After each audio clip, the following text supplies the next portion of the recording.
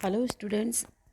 आज हम पढ़ेंगे वेजिटेबल ऑयल्स के बारे में। इससे पहले हमने पढ़ा था फाइबर्स, और मैंने कॉटन की जो पीडीएफ फाइल दी वो उसकी डिटेल की, जिसमें बहुत ही शॉर्टली बहुत ही अच्छे से नोट्स है जो आपको इजीली समझ में आएगा। तो इकोनॉमिक बॉटनी का जो चैप्टर 12 है, वनस्पति तेल, वेजिटेबल्स ऑयल्स। वेजिटेबल का नाम ही मतलब सब्जी है, जो सब्जियों या जो प्लांट से मिलने वाले ऑयल्स होते हैं उनको हम कहते हैं वेजिटेबल ऑयल्स। जितने भी ऑयल्स होते हैं वो कार्बन, हाइड्रोजन और ऑक्सीजन से मिलकर बने होते हैं, लेकिन उनके अंदर हाइड्रोजन और ऑक्सीजन का जो रेशियो होता है वो 2:1 नहीं होता है। तो vegetable oils are formed by CHO, carbon, hydrogen, oxygen, but the ratio of hydrogen and oxygen is not two 2:1। अब जो ये वेजिटेबल ऑयल्स होते हैं, ये प्लांट्स के पार्ट्स जो होते हैं उन्हीं से हमें प्राप्त होते हैं। ये पार्ट्स अलग अलग टाइप के होते हैं, जिसमें स्टेम, तना, फ्रूट्स जो है, फल, सीड्स, लीव्स, ये सब इन से हमें ये वेजिटेबल ऑयल्स प्राप्त होते हैं। मेनली जो वेजिटेबल्स ऑयल्स होते हैं वो 2 टाइप्स के होते हैं। जो ऑयल्स होते हैं वो सामान्य जो टेम्परेचर होता है नॉर्मल, जो 10 to 20 25 तक, तो ये द्रव अवस्था में रहते हैं। लेकिन कई बार ऐसा होता है कि कुछ जो तेल जो होते हैं वो नॉर्मल टेम्परेचर पर ठोस या अर्ध ठोस होते हैं, तो उन्हें फैट्स कहते हैं। वेजिटेबल ऑयल्स जो है वो 2 टाइप्स में हमने कैटेगराइज्ड किए हैं। पहला है एसेंशियल ऑयल और वॉलेटाइल, जिसको हम कहते हैं सुगंध वाले, खुशबूदार, एरोमेटिक। इनकी खुशबू बहुत तेज़ होती है, एरोमेटिक होते हैं।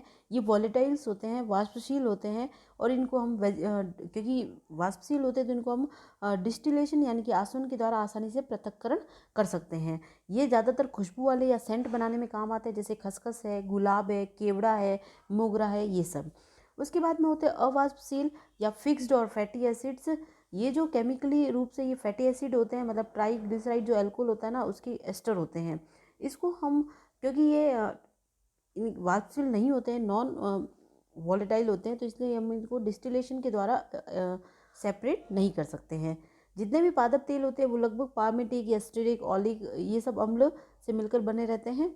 और सेचूरेटेड, अनसेचूरेटेड 2 टाइप्स के तेल होते हैं, जिसमें एकल बंद या सिंगल बॉन्ड पाया जाता है, वो सेचूरेटेड ऑयल कहलाते हैं। जिसमें डबल बॉन्ड या ट्रिपल बॉन्ड मिलते हैं, वो अनसेचूरेटेड ऑयल कहलाते हैं। इसको भी हमने आगे 3 4 कैटेगरी में कैटेगराइज किया है, इसका क्लासिफिकेशन ऑफ ऑयल। तो पहला है वॉलेटाइल और दूसरा है फिक्स्ड, जिसके बारे में मैं डिटेल में आपको पहले नोट्स में बता चुकी हूँ। अब वॉलेटाइल में 2 तरह के कैटेगराइज होती है, ड्राइंग और नॉन ड्राइंग या सेमी ड्राइंग, सॉरी, ड्राइंग और सेमी ड्राइंग। तो ड्राइंग का मतलब क्या है? ड्राई का मतलब सूख जाना।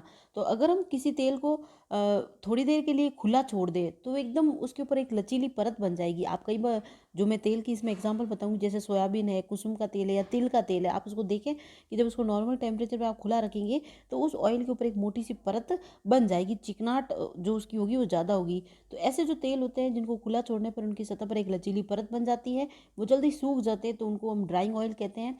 ऐसे जो तेल होते हैं उसमें असंतृप्त वशीय अम्ल, जो अनसेचुरेटेड फैटी एसिड्स होते हैं, वो ज़्यादा पाए जाते हैं। इनका ज़्यादातर यूज़ जो होता है वार्निश या पेंट्स में किया जाता है। हालांकि तिल का तेल जो है वो खाने में भी यूज़ होता है, सोयाबीन का तेल। तो इसके एग्जांपल, जो बेस्ट एग्जांपल है वो अलसी का तेल है, जो काला तिल का तेल होता है, नाइगर ऑयल है, सोयाबीन है, इस तरह से। फिर है सेमी ड्राइंग, जिनको अगर लंबे समय तक खुला रख दें तब उनके ऊपर एक ठोस परत बनती है या लचीली परत बनती है। इसमें भी अनसेचुरेटेड जो फैटी एसिड होते हैं उनकी जो मात्रा होती है वो ज़्यादा होती है। उसके बाद में आते हैं फिक्स्ड ऑयल। उसको भी 2 कैटेगरी में कैटेगराइज्ड किया है। एक है नॉन ड्राइंग, जो कितना भी देर वायु में रख दो, आप उसको खुला रख दो, उसके ऊपर कोई परत नहीं बनेगी, वो हमेशा जो है वो जैसे हैं वैसे ही रहते हैं। पर अगर उसको मतलब वायु के संपर्क में अगर ज़्यादा देर तक जैसे रखेंगे तो परत तो निर्माण नहीं होगी, लेकिन वो द्रव अवस्था में भी पूर्णतः बने नहीं रहते हैं। जैसे इसमें संतृप्त वसीय अम्ल, जैसे जो ड्राइंग और सेमी ड्राइंग है वॉलेटाइल, उसमें तो non saturated unsaturated fatty acid की मात्रा ज़्यादा होती है, जबकि फिक्स्ड में जो नॉन ड्राइंग और फैट है उसमें सेचूरेटेड फैटी एसिड जो है वो ज़्यादा पाए जाते हैं। तो नॉन ड्राइंग में सरसों का तेल आ गया, मूंगफली का तेल आ गया जो बहुत ज़्यादा खाया जाता है, ऑलिव ऑयल आ गया, अरंडी का तेल आ गया। और इसमें सेकंड है फैट्स या टेलो, जो सामान्य तापक्रम पर हमको ठोस मिलते हैं, ये फिर इनको थोड़ा गर्म करो तो वो पिघलते हैं। इनको हम संतृप्त वसीय अम्ल कहते हैं, जैसे कोको बटर, नारियल का तेल, पाम ऑयल, महुआ का तेल, ये सब। तो अब इसके जो मेन हमारे जो सिलेबस है उसके अंदर जो तेल मेनली हम पढ़ेंगे वो मूंगफली और सरसों का होगा। तो पहले स्टार्ट करते हैं ग्राउंड नट। सबसे ज़्यादा खाया जाने वाला नट है इंडिया में, या ऑल ओवर वर्ल्ड में इसको हम गरीबों का नट कहते हैं, क्योंकि ये बहुत ही सस्ता होता है, इजीली मिल जाता है। इसमें प्रोटीन जो है वो बहुत ही हाई मात्रा में होता है। तो इसका बॉटनिकल नेम या BN का मतलब बॉटनिकल नेम है वो है एरेकिस हाइपोजिया। और इसका जो बेसिक नाम है जिसके नाम से हम पूरे मतलब भारत में जानते हैं, इसको मूंगफली कहते हैं, ग्राउंड नट है। फैमिली इसकी आती है लेग्यूमिनोसी और फेबेसी, कुछ भी कह सकते हैं हम। यूजफुल जो इसका पार्ट है वो सीड है, बीज, जिससे हमें तेल प्राप्त होता है। उसके बाद में इसकी ओरिजिन एंड डिस्ट्रीब्यूशन की बात करें तो इसका ओरिजिन एंड डिस्ट्रीब्यूशन जो है वो साउथ अमेरिका के ब्राज़ील देश से हुआ था। इसका जो ये वहीं का मूल निवासी है, उसके बाद से ये पेरू, अर्जेंटीना यहाँ पहुँचा। उसके बाद में वेस्ट इंडीज़, आयरलैंड से होता हुआ ये उत्तरी अमेरिका, फिर भारत में लगभग ये 16वीं सदी में आया था। वर्तमान समय की अगर हम बात करें तो इसकी खेती जो है लगभग सभी देशों में होती है। हालांकि ये उष्ण, इसके लिए जो फेवरेबल क्लाइमेट है वो उष्ण कटिबंधीय ट्रॉपिकल होता है, लेकिन ये टेम्परेट रीजन में भी ग्रो कर सकता है। उसके बाद मोस्ट ग्राउंड नट प्रोड्यूसिंग अगर कंट्री की बात करें इन वर्ल्ड तो वो इंडिया है। इंडिया के बाद चाइना का नंबर आता है। और मोस्ट ग्राउंड प्रोड्यूसिंग स्टेट जो है उसकी हम बात करें तो राजस्थान है। मैंने यहाँ पे लिखा नहीं है, आप इसमें लिख देना राजस्थान, सॉरी गुजरात है। यहाँ पे मोस्ट ग्राउंड नट जो प्रोड्यूसिंग स्टेट है वो गुजरात है। उसके बाद में आता है बॉटनिकल कैरेक्टर्स जो है वो कौन कौन से हैं। तो इसका जो यहाँ पे जो डायग्राम है वो मैं आपको बता देती हूँ। पहले इसके बॉटनिकल कैरेक्टर बता देती हूँ। इसका जो एनुअल वार्षिक पौधा है, एक वर्ष में इसकी जो फसल है वो हमें प्राप्त हो जाती है। 0.3 मीटर से लेकर 0.5 मीटर तक ये लंबा होता है। इसका तना जो है स्टार्टिंग में जब ये ग्रो करता है, जब स्मॉल होता है तो बेलनाकार होता है। धीरे धीरे जब पौधा ग्रो करता है, फल आने लगते हैं, फ्रूट बनने लगता है, तो ये कोणीय हो जाता है, एंगुलर हो जाता है। और तना जो है वो स्ट्रेट रहता है, जबकि शाखाएं जो है वो ज़मीन पर फैली रहती है। पत्तियां जो है वो पिन्नेटली होती है, पिन्नेटली कंपाउंड होती है, पिच्छाकार होती है, स्टिपुलेटेड होती है, अनुपर्ण होता है उसके ऊपर। क्वाड्रिफोलिएट होती है, यानी कि चतुष्पर्ण होता है। एक पत्ती में 4 पर्ण, मतलब 4 पर्णकों के दो दो अलग अलग युग्म होते हैं। अभी मैं डायग्राम बताऊंगी, इसमें आपको इजीली समझ में आ जाएगा। इसकी एक विशेष संरचना है कार्पोफोर। कार्पोफोर मैं आपको आगे डायग्राम में बताऊंगी, पहले उसके बारे में थोड़ा सा बता देती हूँ। इसके अंदर क्या होता है कि जो इसकी स्तंभ की, यहाँ पे एक बार आप डायग्राम देख लीजिए, ये रहा,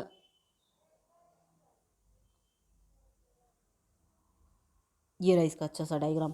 अब इस डायग्राम में आप अच्छे से देखना, इसके जो फ्लावर होते हैं वो पीले रंग के होते हैं, अवृंत होते हैं, मतलब बिना वृंत के डायरेक्ट जो पीले रंग के पुष्प होते हैं वो अवृंत होते हैं। अब इसके जो अंडाशय होता है उसके आधारी भाग में कुछ मेरिस्टेमेटिक सेल्स होती है। तो जब इनका फर्टिलाइजेशन होता है तो ये जो अंडाशय जो है, इसका जो फ्लावर है वो धीरे से जमीन के अंदर चला जाता है, और उसकी जो शाखा होती है वो धनात्मक गुरुत्वानुवर्ती हो जाती है, यानी कि गुरुत्वाकर्षण बल की तरफ ग्रो करती है। और इस तरह से एक स्ट्रक्चर का निर्माण होता है जिसको हम कहते हैं कार्पोफोर। कार्पोफोर जो है वो लंबाई में बढ़कर जमीन में धंस जाता है, और उसके साथ साथ जो फ्लावर का अंडाशय है वो भी जमीन में चला जाता है।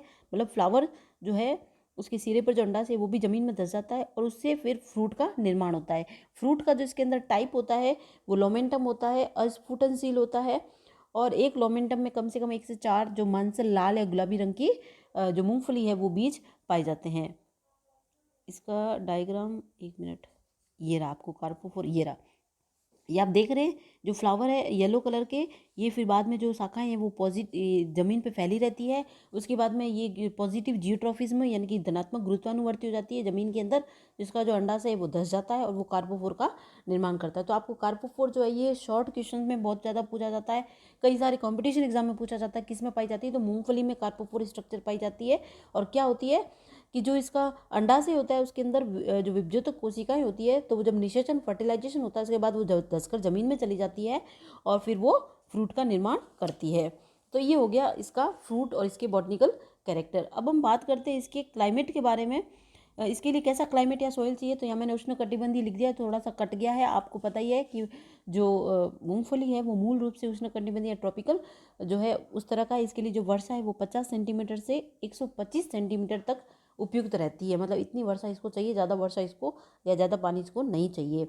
मूंगफली के लिए अगर मिट्टी की बात करें तो हल्की बलुई दोमट जो है, चिकनी मिट्टी जो होती है, या भारी मटियार दोमट मिट्टी, दोनों ही बहुत ही अच्छी रहती है।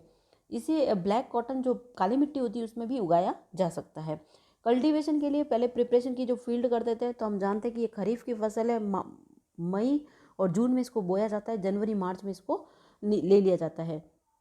तो खेत में मिट्टी को जो हल चलाकर भुरभुरी कर दी जाती है। उसके बाद में जो दीमक और इस सब की चीज़ों से बचने के लिए मिट्टी के अंदर ही हेप्टाक्लोर या एल्ड्रीन जो है उसका ट्रीटमेंट कर दिया जाता है। उसके बाद में मैन्योर फर्टिलाइजेशन, जितना मैं सब में बाद में पहले भी बताया, तो सब में लगभग सेम ही होता है। 150 किलोग्राम जो है वो नाइट्रोजन चाहिए पर हेक्टर और 60 किलोग्राम फॉस्फेट चाहिए, ठीक है ना। उसके बाद में क्वालिटी ऑफ सीड और प्रिपरेशन की बात करें तो अगर 1 हेक्टर में हमें उगाना है तो हमें कम से कम 100 किलोग्राम जो सीड्स हैं उनकी चाहिए, जो गुली कार्नेल जो इसको कहते हैं उसकी खपत होती है। और बुआई से पहले सीडों को भी ट्रीटमेंट दिया जाता है, या तो एल्ड्रीन जो है या थाइमस जो है, ताकि इसमें फफूंद और कीटनाशक नहीं लगे। और कई बार तो राइजोबियम जो है उसका कल्चर किया जाता है। अब यहाँ पे राइजोबियम भी बहुत इंपॉर्टेंट है, क्योंकि आप सब जानते हैं जितने भी लेग्यूमिनोसी के प्लांट्स होते हैं जो ज़मीन के अंदर, उसके अंदर ज़्यादा से ज़्यादा अगर हमको फल को ग्रो करना है तो उसके अंदर राइजोबियम का कल्चर होना ज़रूरी है, क्योंकि राइजोबियम जो है वो नाइट्रोजन फिक्सेशन में हेल्प करता है प्लांट को। तो इसलिए प्लांट को ग्रो में हेल्पिंग मिलती है। तो लेग्यूमिनोसी के साथ राइजोबियम का सिम्बायोसिस पाया जाता है। तो ये भी एक इम्पॉर्टेंट क्वेश्चन बनता है। तो ये लेग्यूमिनोसी का है ग्राउंडनट, तो इसके अंदर राइजोबियम कल्चर डाल दिया जाता है तो हमें बहुत अच्छी उपज मिलती है। और time of sowing and method वो मैंने आपको बता दिया। खरीफ की फसल है तो इसको जून या मई जून में उगाया जाता है, और उसके बाद में जनवरी से मार्च के बीच में इसको ले लिया जाता है। इसकी 2 तरह की किस्में होती है, झुमका किस्म और एक बहुत जल्दी फैलने वाली किस्म होती है। इरिगेशन जो है मैंने बताया आपको कि इसमें ज़्यादा पानी नहीं चाहिए, तो जो असिंचित क्षेत्र है उसमें भी ये उग जाता है। और जब इसकी उपज जो हमें प्राप्त होती है तो लगभग 10 से 15 क्विंटल जो है वो 1 हेक्टर में हमें इसकी उपज प्राप्त हो जाती है। 1 क्विंटल मूंगफली में लगभग 70 से 75 किलोग्राम गुलिया या फिर उसकी जो एक एक जो होती है ना अलग से मूंगफली, वो हमें प्राप्त हो जाती है। मूंगफली का जो सबसे ज़्यादा यूज़ होता है उसके बीजों का जो है उसमें तेल की प्राप्ति के लिए होता है, क्योंकि मूंगफली का तेल भारत में बहुत ज़्यादा खाया जाता है और ये बहुत ही हेल्दी भी होता है, क्योंकि इसमें प्रोटीन जो है बहुत ज़्यादा पाया जाता है। तो फैट भी बहुत अच्छा इसकी क्वालिटी होती है। तो मूंगफली के बीज में लगभग 40 to 50% ऑयल होता है। अब इस 40 to 50% ऑयल में कौन कौन से पार्ट होते हैं, तो इस 40 to 50% ऑयल में लगभग एक अगर परसेंट ऑयल की बात करें, 100% ऑयल की बात करें तो इसमें 56% oleic acid, 25% linoleic acid, 6 to 12% palmitic acid and 7% जो है वो मॉइस्चर होता है। तो ये इसकी एक कॉम्पोजिशन हो गई। उसके बाद हम इम्प्रूव्ड वेराइटीज़ की बात करें तो स्पेनिश जे है, पंजाब 1 है, TMV है जो और AK 12 to 24 है, जूनागढ़ है। और अगर हम राजस्थान की बात करें, राजस्थान के लिए कौन सी बेस्ट है, तो RS1, RSB 87, चंद्रा, ये सारी किस्में जो है राजस्थान के लिए बेस्ट है। वैसे भारतीय काउंसिल ऑफ एग्रीकल्चर रिसर्च जो इंडिया का है उसने भी कई सारी अच्छी अच्छी किस्में इसकी डेवलप की है, जिसमें R8808, VR14, Qadri 4, JCG 88 and R9925। ये बहुत ही इंपॉर्टेंट जो किस्में हैं, इसमें हमें अच्छी उपज प्राप्त होती है। इसमें जो कीटनाशी है वो कम से कम लगते हैं। अब हम क्रॉप प्रोटेक्शन की बात करें तो यहाँ टिक्का डिजीज़ पे मैंने डबल स्टार लगाया, क्योंकि सर्कोस्पोरा पर्सोनेटा हम फर्स्ट ईयर में एलगी का जो है प्रैक्टिकल फंजाई जो है उसका हमने प्रैक्टिकल भी किया है। हम आपको लीव्स देते थे, आप उसका जब कटिंग करके देखते थे तो उसमें आपको सर्कोस्पोरा पर्सोनेटा की कॉलोनीज दिखती थी। तो ये फंजाई है, फंगल डिजीज़ है, इसको हम टिक्का डिजीज़ कहते हैं। इसमें जो मूंगफली की जो लीव्स होती है इस पर ब्लैक ब्लैक मतलब स्पॉट्स हो जाते हैं। तो टिक्का डिजीज़ जो है वो बहुत ही ज़्यादा मूंगफली की जो फसल है उसको नुकसान पहुंचाती है। उसके बाद कॉलर रॉट है, पेलिकुलेरिया, और उसके बाद में रोजेट एंड मोजेक डिजीज़ जो है वायरल डिजीज़ है। इन सब की रोकथाम के लिए HC बोविस्टीन जो है या डायथेन है उसका छिड़काव किया जाता है। कीटनाशियों के रोकथाम हेतु मेलाथियोन, पैराथियोन, फॉस्फोमिडोन इन सब का भी छिड़काव किया जाता है। तो इस सब के छिड़काव से हमें जो मूंगफली की फसल जो है उसमें हमें अच्छी उपज प्राप्त हो जाती है। ऐसे कीटनाशियों का सामना नहीं करना पड़ता है। वैसे भी जब इरिगेशन जो है उसमें टाइम टाइम पे जो इसके खरपतवार जो होते हैं उनको निकाल देना चाहिए। जो खरपतवार है उनको हटाकर अलग कर देना चाहिए, ताकि हमें अच्छी से अच्छी फसल प्राप्त होती है। लेकिन जब ज़मीन में मूंगफलियाँ बनने लगे तब गुड़ाई या खरपतवारों को हटाना नहीं चाहिए। और मैंने बताया कि इसमें ज़्यादा पानी चाहिए नहीं इरिगेशन में, लेकिन अगर बहुत ज़्यादा ही मिट्टी सूखी है तो फिर हमें 1 से 2 या 3 बार पानी देने की ज़रूरत है। यूटिलाइज की बात करें तो मैंने अभी बताया कि मूंगफली जो है वो गरीबों का मतलब बादाम कह दीजिए, क्योंकि बहुत ज़्यादा खाए जाने वाला नट है, सस्ता होता है, प्रोटीन की जो मात्रा है वो बहुत ज़्यादा पाई जाती है। मूंगफली के तेल के हाइड्रोजनेशन से जो वनस्पति घी जिसे हम डालडा कहते हैं वो भी बनता है। तेल निष्कर्षण के बाद जो बचा हुआ ऑयल केक होता है वो पशुओं के लिए बहुत ज़्यादा होता है। उसमें इतने सारे मिनरल्स, विटामिन और ये सब कैल्शियम फॉस्फेट होते हैं जिसे पशु दूध ज़्यादा देते हैं। मूंगफली के बीजों में निष्कर्षण के बाद जो मक्खन होता है वो भी एक बहुत ज़्यादा पौष्टिक होता है। और आजकल आपको पता है सब ज़्यादा हेल्थ कॉन्शियस हो गए, तो मेन बटर को छोड़कर सब पीनट बटर पे आ गए, तो इसकी खपत बहुत ज़्यादा होने लगी पीनट बटर में। और जो ये फिटनेस बिजनेस है उसमें भी पीनट बटर अब अलग से आने लग गया है, क्योंकि कम कैलोरीज कम बटर होने की वजह से ये मरीजों को या हार्ट पेशेंट को बहुत हेल्प करता है। मूंगफली के तेल को हम लैक्सेटिव या इमोलियंट यानी स्नेहक भी कहते हैं। ये तेल जो कई सारी क्रीम्स और उसमें भी यूज़ किया जाता है, इसमें प्रोटीन बहुत ज़्यादा पाया जाता है, फाइबर्स बहुत होते हैं। मूंगफली का जो पादप होता है उसकी जड़ों में जो जीवाणु होते हैं, राइजोबियम की जड़ें, वो नाइट्रोजन फिक्सेशन में भी हेल्प करती है, तो नाइट्रोजन से उसकी फर्टिलिटी जो मिट्टी की बढ़ती है।